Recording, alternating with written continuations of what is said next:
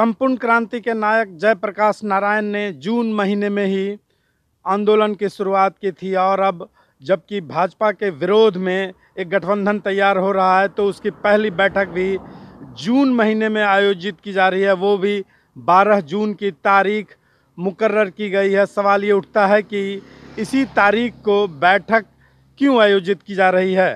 12 जून 1975 को इंदिरा गांधी का फैसला आया था जगमोहन सिंह द्वारा, जो इलाहाबाद हाई कोर्ट के थे और जिसके कारण उनकी सदस्यता रद्द की गई थी और जिसके कारण अंततः 25 जून 1975 को इमरजेंसी लगानी पड़ी देश में। तो यह क्या उस इमरजेंसी के उस दौर को ये लोग याद कराना चाहते हैं?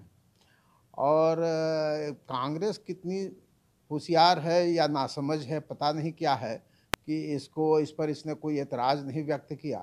तो लोग इसके प्रस्तावक जो तथाकथित सोशलिस्ट लोग जो हैं, वो लोग चाहते हैं कि वही कांग्रेस विरोधी औजार, कांग्रेस विरोधी वो सारे तौर तरीके अपना करके आज हम भाजपा के साथ मुकाबला करें। तो यह भाजपा के साथ क्या मुकाबला कर रहे हैं, मुझे समझ में नहीं आ रहा है। महत्वपूर्ण विषय कि नीतीश कुमार प्रधानमंत्री के उम्मीदवार नहीं, विपक्ष की आवाज हैं।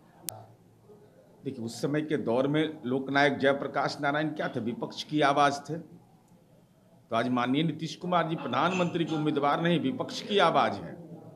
ये विपक्ष की आवाज के ये गूंज 24 में शानदार और जानदार दिखाई पड़ेगी। योग बस कोई तारीख किसी घटना से जुड़ जाए, कोई महीना किसी घटना से जुड़ जाए तो उसके पीछे कोई राजनीतिक वजह तलाशने की जरूरत नहीं है।